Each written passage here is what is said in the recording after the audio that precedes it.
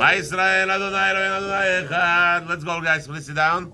Let's recap quickly. Fourth Aliyah. Parshah Miketz. Thank you, Rabbi. Just quick question. Somebody asked me on they saw wax candles. So how come why we're lighting in the shul wax candle? I think it speaks for itself. Look at the difference. Now, the only reason why I light today olive because oil somebody donated. I'm not the one who beggars can be choosers. So somebody donated oil, I light oil, but I prefer wax. The simple reason is wax lights brighter, much brighter. Yesterday you could see the fire was much lighter and everything, so it has more chashivut into it. The oil is because of Chazal. At your house you light with oil, and in shul they light always with wax in order to make it brighter. Yeah, what do you say? All you can do is just pull up the out a little bit. You're gonna have a bigger flame. Could be, but whatever. This is oil. What are we gonna do? Anyway, nobody wants to get their hands dirty.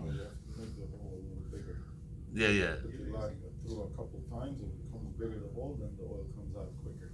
Right, but wax, you don't have to do all that. None of that. You just light it up and it's good. Wax, you have to dissolve the wax.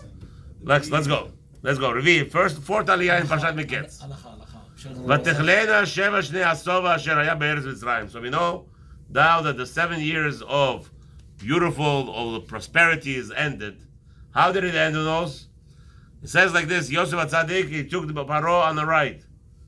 So it took Paro on the right. In the olden days, it's not like the carriages you think today. In the olden days, you saw from the old movies, the carriages of Paro, even the army carriage, they had food galore, a bar, and a whole bar in there, mamish everything. So as they're driving, Yosef says to Paro, "You want to eat?" Paro says, "Yes, of course I want to eat." What do you want to eat? She gives him the best delicious cake, the Egyptian cake, the best. Paro swallows it. Maza, if you swallow that, you're not hungry the whole day. Paro says, "I'm still hungry." So Yosef HaTzadik says, "Okay, I'm going to give you white flour bread," which is the second level. Gives it to him. He finishes it up. Still hungry. You could feed 10 soldiers with this food. Still hungry. He's eating. Now he says, well, what about dangers? He gives him dangers, sweets. Gives him all the food, all the delicacies. In the end, Yosef says to him, we have one bread left. Which one? The cheapest of the cheapest. The animal food. What is that? Barley bread. Barley bread is the worst, Gemara says. The worst thing for your stomach. Paro eats it up and still hungry. Yalla, the whole carriage. This carriage feeds at least 100 men. This carriage has enough food for the whole 100 men. Paro ate the whole thing and hungry. Says Yosef. Now it says the 7 years are starting. Again, as the Apostle tells us, "Vatachilena sheva shnei harav lavo kasher amar Yosef vehi ra'av b'chol ha'aratzot u'b'chol eretz Mitzrayim haya lachem." So now the Egyptians coming to Paro and they're complaining. They're complaining they want food. So what did Paro says to them? Go to Yosef. The Midrash tells us, what does Yosef want? Says, you want to eat bread? First, show me your private. Magara. Brit Milah. Yeah, Brit Milah? We'll do it. So they come to Paro and they say, what Brit Milah? He's crazy. Majnun. Paro says, do as he says. What happened? He says to them, Paro says to the Egyptians, are you crazy people? Why didn't you store during the 7 years all the food? Yosef told you it's coming.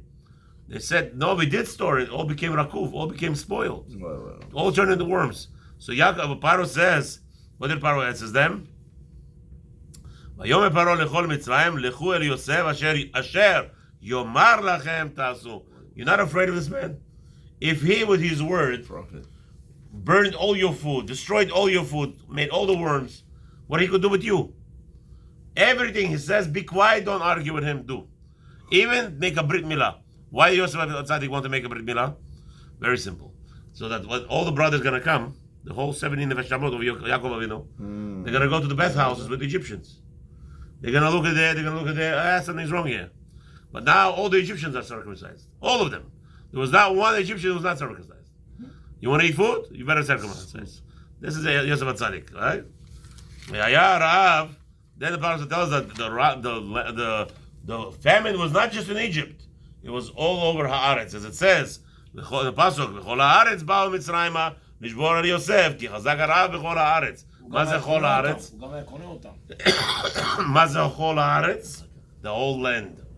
Every human that lived in the whole world, that's called land, they had to come to Egypt to buy food. That's the way Hashem made it. And now the part of Aliyah says that Yaakov Avinu saw that Egypt has a lot of bread. So he tells the brothers, stop making.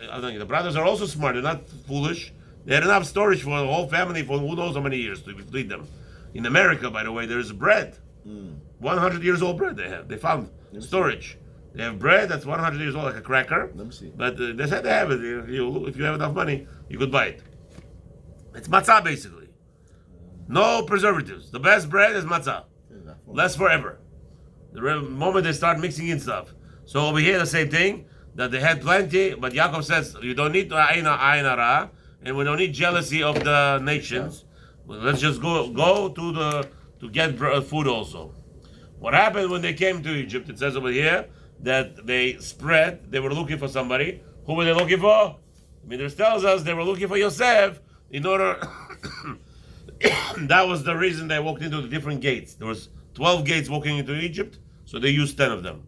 So Yosef, why did Yosef say you're spies? That's the reason he used to say that they're spies. And that's what Yosef says. So the fact that they walked in from a different shar, and Yosef had a system. What was the system? Anybody who came in from Chutz La'aretz, from Egypt, they would write the name, the father's name, and the grandfather's name. Wow. All 3 lineages. He wanted to know everything. Meaning, the best communist system who had? Yosef HaTzadik. He was the first communist in the Torah, in the whole world. He was in the end, that's how it ended up. That the Egyptians had to work for food and everything else.